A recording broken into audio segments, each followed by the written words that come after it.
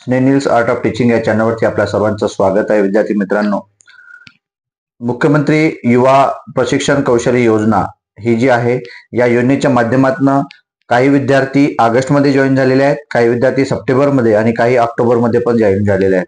तर सप्टेंबर आणि ऑगस्टमध्ये सर्वात जास्त विद्यार्थी जॉईन झालेले आहेत. या विद्यार्थ्यांचा काही विद्यार्थ्यांचा पगार झालेला आहे, म्हणजे मानधन झालेलं आहे, म्हणजे विद्यावेतन, त्यालाच विद्यावेतन पण म्हणतात, हे झालेलं आहे. परंतु काही विद्यार्थ्यांना प्रश्न पडलेला आहे. काही विद्यार्थी कमेंट पण देतात की सर आमचा अजूनपर्यंत पगार झालेला नाही आहे आणि तुम्ही म्हणताय की पगार झाला, दिवाळीचा बोनस आला, असं तसं झालं. हे सर्व तुम्ही विचारत असता. परंतु विद्यार्थी मित्रांनो, ज्यांचं खरंच झालेलं नाही त्यांच्या समोर प्रश्नचिन्ह आहे, आणि ज्यांचं झालेलं आहे त्यांचा ऑक्टोबरचं व्हायचं आहे किंवा नोव्हेंबरचं व्हायचं आहे. त्याच्या मागची खूप काही कारणं आहेत. ती कारणं आपण कोणती कारणं आहेत, त्याच्या मागची कारणं काय, आपल्याला या गोष्टी माहित नाही. त्या संदर्भातच हा व्हिडिओ आपण बनवतो आहे. आणि तो कधी येणार आहे, म्हणजे तो जो पगार आहे किंवा विद्यावेतन आहे कधी येणार आहे, या संदर्भात हा व्हिडिओ बनवतो आहे. आपण जर माझ्या चॅनलला पहिल्यांदा जर बघत असाल तर माझ्या चॅनलला सबस्क्राईब करा, जेणेकरून येणारे जे काही असे अपडेट असतील हे अपडेट आपल्या चॅनलला पहिल्यांदा पाहायला आपल्याला मिळणार आहे. विद्यार्थी मित्रांनो, जेणेकरून आपले प्रश्न सुद्धा यातून सुटणार आहेत.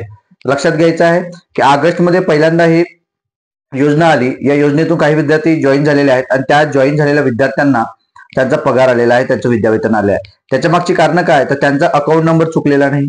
त्यांनी जे काही त्यांची जॉईनिंग आहे, ती जॉईनिंग जी आहे ते 1 तारखेला असेल किंवा 10 तारखेला असेल. मग 10 तारखेला जॉईनिंग असेल विद्यार्थी मित्रांनो, तर 20 म्हणजे 30 तारखेपर्यंतच महिना पकडला जातो, तर 20 दिवसाचा तुमचा पगार येणार आहे.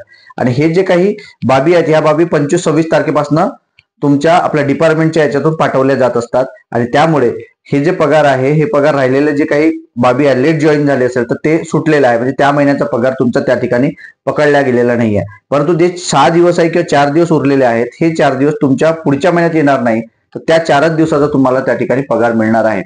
आणि 1 तारखेपासूनचा पुन्हा 25 ते 26 तारखेपर्यंत पुन्हा 1 महिना तुमचा असणार आहे.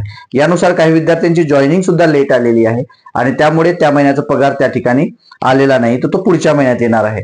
त्यामुळे विद्यार्थी मित्रांनो, मग नंतर दिवाळी आलेली आहे, दिवाळीच्या सुट्ट्या, या सर्व बाबींचा विचार करता आपला पगार आलेला नाही.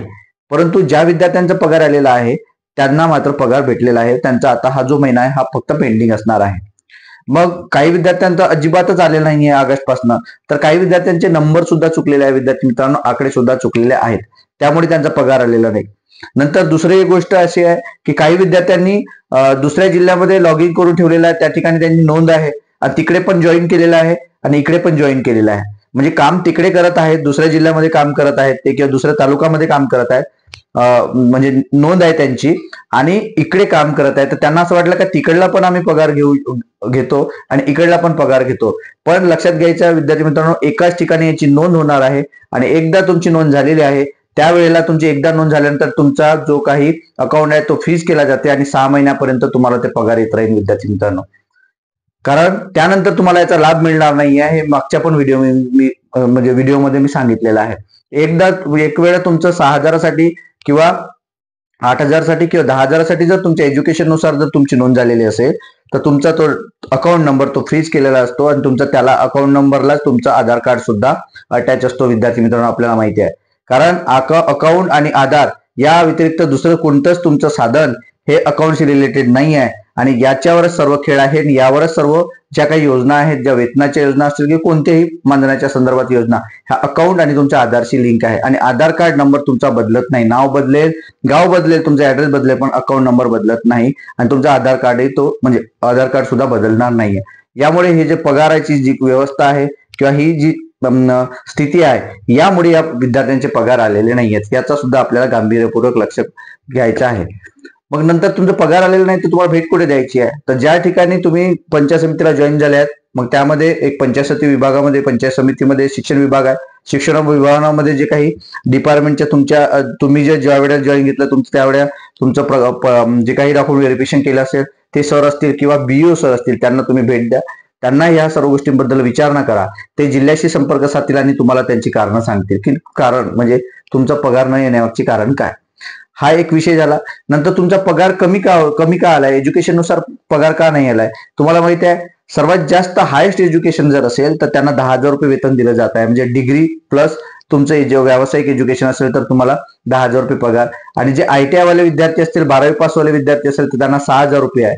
आणि डिप्लोमा जर असेल, डीएड डिप्लोमा किंवा मग इतर व्यावसायिक कोर्स असेल तर त्यांच्यासाठी डिग्री किंवा डिप्लोमा, म्हणजे डिप्लोमा, डिग्री नाही डिप्लोमा, त्या विद्यार्थ्यांना 8,000 रुपये दिले जात आहे. पण तुमचं जर नोंद करताना किंवा तुमच्या त्या साईटवरती किंवा तुमचा जो पोर्टल आहे त्या पोर्टलवरती तुम्ही जर जे एज्युकेशन पहिल्यांदा त्यांनी पकडलं असेल त्याच एज्युकेशनला ग्राह्य पकडून तुम्हाला तो वेतन मिळत आहे. त्यात कोणतीही बाब, आता एकदा जर तुमचं वेतन झालं असेल किंवा मानधन आलं असेल तर त्याच्यात कोणताही बदल करता येणार नाही.